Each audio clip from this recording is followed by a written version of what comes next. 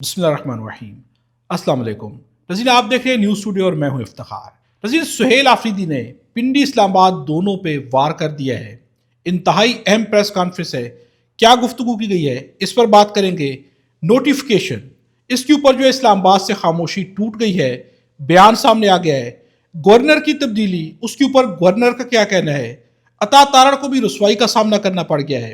इकरार उल हसन को जनाटेदार थप्पड़ पड़ गया है। तो ये सारी बातें आज की वीडियो में आपके सामने रखेंगे। वीडियो मुकम्मल देखिएगा।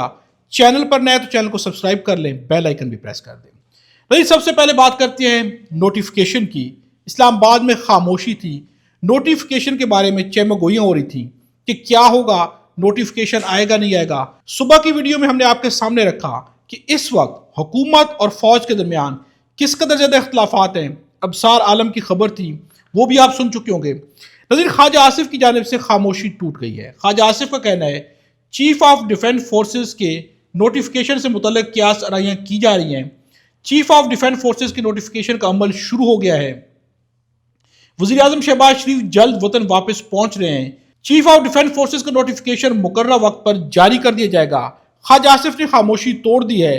शहबाज शरीफ बाहर गए, विजिट लंबा हो गया है।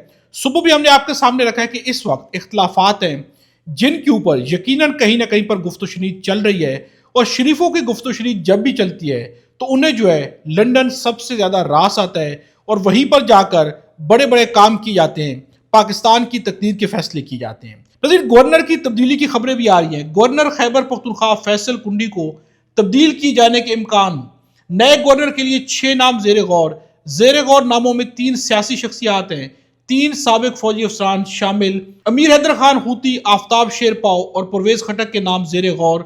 Lieutenant general Khalid रुबानी, lieutenant general Gayur Mahmood, lieutenant general Tariq Khan, ये 6 नाम हैं। अब जो है इसके ऊपर फैसल करीम कुंडी का क्या कहना है।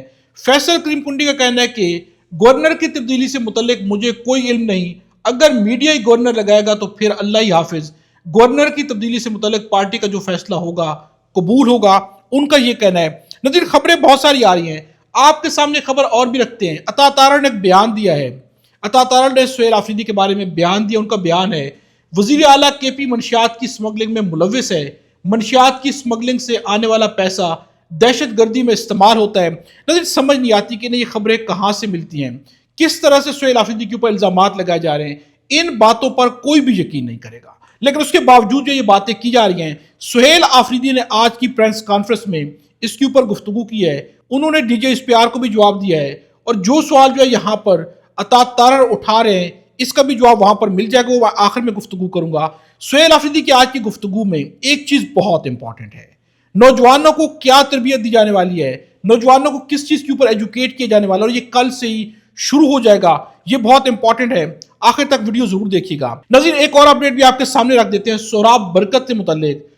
हामिद मीर का कहना है कि सोहराब बरकत के बारे में रियासती इदारों के दोगले रवैये को बेनकाब करने पर कुछ ताकतवर लोग सोशल मीडिया पर अपने तर्जुमानों के जरिए मुझ पर गुस्सा निकाल रहे हैं।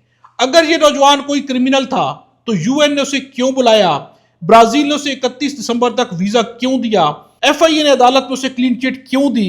ये 3 सवाल करने हामिद मीर ने कि यूएन ने क्यों बुलाया, 31 दिसंबर तक उन्हें ब्राजील ने वीजा क्यों दिया, एफआईए ने अदालत में क्लीन चिट क्यों दी। अगर जो इस कदर ज्यादा जो है क्रिमिनल थे तो इनके बारे में इन्हें ये 3 चीजें क्यों दी गई हैं। हामिद मीर का कहना है कि मैंने इनके हक में बयान दिया तो मेरे खिलाफ भी प्रोपेगंडा शुरू कर दिया गया है। नज़ीर, इकरार उल हसन को भी लॉन्च किया गया। इकरार उल हसन का एक बयान सबसे पहले आपके सामने रखते हैं। उनका बयान है हकीकी सिविलियन बालादस्ती का सफर हकीकी सियासी जमातों से शुरू होगा। अब वो अपने आप को हकीकी सियासी जमात कहना शुरू हो गए हैं। हम खानदानी या शख्सियत के नाम पर चलने वाली पार्टियों के अंदर आमरीत की हिमायत करते हैं, लेकिन मुल्क में जमहूरियत की तवक्को रखते हैं। ये कभी नहीं चल सकती। मुल्क में जमहूरियत लाने के लिए सबसे पहले निज़ाम के अंदर जमहूरियत की जरूरत है। ये उनका बयान है, जिसके जवाब में नजर अब्बास जो कि पाकिस्तान तहरीक इंसाफ के कारकुन हैं, वो बाहर होते हैं। उन्होंने बाहर से एक जुमला लिखा है जो कि एक जनाटेदार थप्पड़ है जो कि इकरार उल हसन को उन्होंने मारा है। उनका कहना है वाकई पार्लियामेंट और हकीकी अदालतों के बगैर हकीकी बालादस्ती के लिए ये सवाल किया है। जो कहना था इकरार उल हसन का, उसके जवाब में उन्होंने ये जुमला लिखा है जो कि एक जनाटेदार थप्पड़ है। नज़ीर, अब आते हैं हम मेन टॉपिक की जानिब। सुहेल आफरीदी ने प्रेस कॉन्फ्रेंस की है। उन्होंने बहुत इंपॉर्टेंट गुफ्तगू की है, टू द पॉइंट। उन्होंने गुफ्तगू की, मुख्तसर तरीन प्रेस कॉन्फ्रेंस थी। ان کا کہنا ہے، ان کا موقف کیا تھا؟ ہمارے صوبے کا 3,500 ارب وفاق کی طرف واجب الادا ہے، وہ ہمیں ہمارا حق نہیں دے رہے۔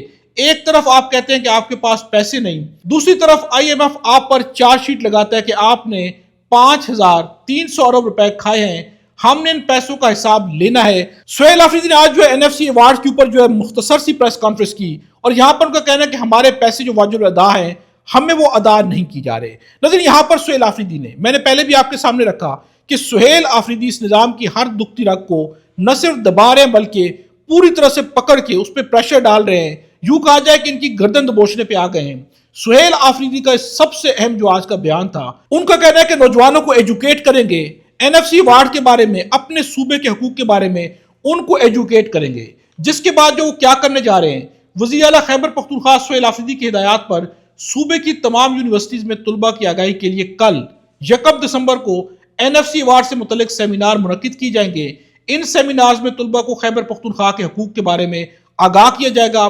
یونیورسٹیز کی لسٹ ہے، میں آپ کے سامنے اسکرین پر یہ ڈسپلے کر دیتا ہوں۔ ان یونیورسٹیز میں جا کر یہاں پر طلبہ کو ایجوکیٹ کیا جائے گا کہ ان کے صوبے کے این ایف سی ایوارڈز کیا ہیں، انہیں حقوق نہیں دیے جا رہے جو کہ انہیں ملنے چاہیے۔ سہیل آفریدی کا کہنا ہے کہ 1,000 ارب سے زیادہ پیسے ہیں جو کہ ہمیں دی جانے لیکن ہمیں نہیں دیے جا رہے۔ اس کے علاوہ ان کا کہنا ہے کہ پاکستان تحریک انصاف کو ہمیشہ دیوار سے لگانے کی سازش کی گئی۔ جب ہم پرامن احتجاج جو ہمیں آئین اجازت دیتا ہے وہ کرتے ہیں تو یہ لوگ ہمارے کارکنان پر گولیاں چلاتے ہیں، ان کو شہید کرتے ہیں۔ اس کے علاوہ ان کا کہنا ہے کہ جو کچھ پی ٹی آئی کے ساتھ ہو رہا ہے وہ یہ چاہتے ہیں کہ ہم تصادم کی طرف جائیں، لیکن ہم نے اس طرف نہیں جانا، ساتھ ہی ہم نے کسی بھی قربانی سے دریغ نہیں کرنا۔ اس کے علاوہ ان کا کہنا ہے کہ اڈیالہ جیل کے باہر دھرنا دینا بطور وزیر اعلیٰ میرا اپنا فیصلہ تھا، کیونکہ انہوں نے ایک وزیر اعلیٰ کے ساتھ زیادتی کی، اس لیے میں نے وہاں پر دھرنا دیا کہ میرے ساتھ زیادتی کی جا رہی ہے۔ عمران خان کو 4 نومبر سے اب تک قید تنہائی میں رکھا ہوا ہے، کسی کی ملاقات نہیں کروائی جا رہی۔ پرسوں اس حوالے سے ایک تشویشناک خبر سامنے آئی، ہم منگل کو اسلام آباد ہائی کورٹ کے باہر احتجاج کریں گے، اور آخر میں ان کا کہنا ہے کہ منگل کو عمران خان سے اجازت نہ ملنے پر نئی حکمت عملی کا سوچیں گے۔ یہ کہنا ہے سہیل آفریدی کا۔ نظیر سہیل آفریدی کے اوپر کچھ جو ہے الزامات لگائے جا رہے ہیں۔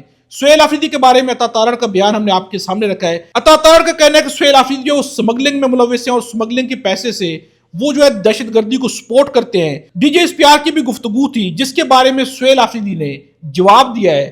سہیل آفریدی نے D J S P R کو کیا جواب دیا؟ ان کا کہنا ہے کہ تیرہ میں ہماری خاندانی زمین کے علاوہ میری کوئی ذاتی زمین نہیں ہے، اس کے علاوہ جو ڈرامے بازی کی جا رہی ہے یہ ہمارے اصل مسائل سے توجہ ہٹائی جا رہی ہے۔ ہم چاہتے ہیں کہ یہ اپنے کام سے کام رکھیں تو ملک کے مسائل حل ہو جائیں گے۔ بلکہ یہاں پہ انہوں نے D J S P R کو ایک مشورہ بھی دیا ہے۔ ان کا کہنا ہے کہ میں شفیع جان سے کہوں گا کہ وہ D J S P R کی جو ہے ٹیوشن کلاسز لیں کہ کس طرح سے گفتگو کی جاتی ہے، یہاں تک جو ہے سہیل آفریدی نے کہا ہے۔ نظیر سہیل آفریدی کی آج کی پریس کانفرنس کو سامنے رکھا جائے تو سہیل آفریدی نے ایک دفعہ پھر سے نظام کو مشکل میں ڈال دیا ہے۔ سہیل آفریدی کا کہنا ہے کہ ہمارا حق جو ہے وہ ہمیں دیا جانا چاہیے، اگر آپ حق نہیں دیں گے تو پھر ہم اپنی عوام کو، نوجوانوں کو ایجوکیٹ کریں گے ان کے صوبے کے کیا حقوق ہیں۔ نظیر جب سامنے بیٹھے صحافیوں نے سہیل آفریدی سے سوالات کیے تو انہوں نے سوالات کے جوابات میں ایک بہت اہم بات کی ہے۔ انہوں نے کہا کہ آپ جب بھی مجھ سے سوال کریں گے تو ایک چیز ذہن میں رکھیے گا، آپ صحافی ہیں، یہ صوبے کا مسئلہ ہے، یہ کسی ایک جماعت کا مسئلہ نہیں ہے، یہ پاکستان تحریک انصاف کا مسئلہ نہیں، یہ سہیل آفریدی کا مسئلہ نہیں، یہ اسپیکر اسمبلی کا مسئلہ نہیں، یہ سب کا مسئلہ ہے۔ ان کا کہنا ہے کہ تمام پارٹیز کو بھی ہم اپنے ساتھ بٹھائیں گے، یہ صوبے کا مسئلہ ہے۔ انہوں نے صحافیوں سے بھی کہا ہے کہ آپ کا بھی یہ مسئلہ ہے، آپ کو بھی آواز بلند کرنی چاہیے، ہر شخص کو مل کے زور لگانا چاہیے۔ صوبے کے حق اپنی جگہ ہیں، سیاست اور سیاسی پارٹی کی چیزیں الگ ہیں۔ ہم دھرنا دینے جا رہے ہیں وہ سیاسی پارٹی کے، ہماری پارٹی کی سیاسی کام ہے وہ الگ ہے، لیکن جو یہ پریس کانفرنس ہے یہ صوبے بھر کے لیے ہے، اس میں آپ صحافیوں، سارے لوگوں مل کے اس کے لیے سوچے، ہمیں ہمارا حصہ ملنا چاہیے۔ اور سہیل آفریدی نے کہا ہے کہ میں نوجوانوں کو ایجوکیٹ کروں گا، سب کو ایجوکیٹ کیا جائے گا، ہمیں اب ہمارا حصہ ان کو دینا پڑے گا۔ نظیر سہیل آفریدی بہت اچھا جا رہے ہیں۔ سہیل آفریدی اس نظام کے لیے سب سے زیادہ مشکلات کھڑی کر رہے ہیں، اس نظام کو ایک کے بعد ایک کاری وار کر رہے ہیں۔ اب جو انہوں نے پنڈی اسلام آباد دونوں کے اوپر سوال اٹھا دیا ہے، ان کا کہنا ہے کہ آپ اپنے کام سے کام رکھیں گے تو ریاست کے مسائل حل ہو جائیں گے۔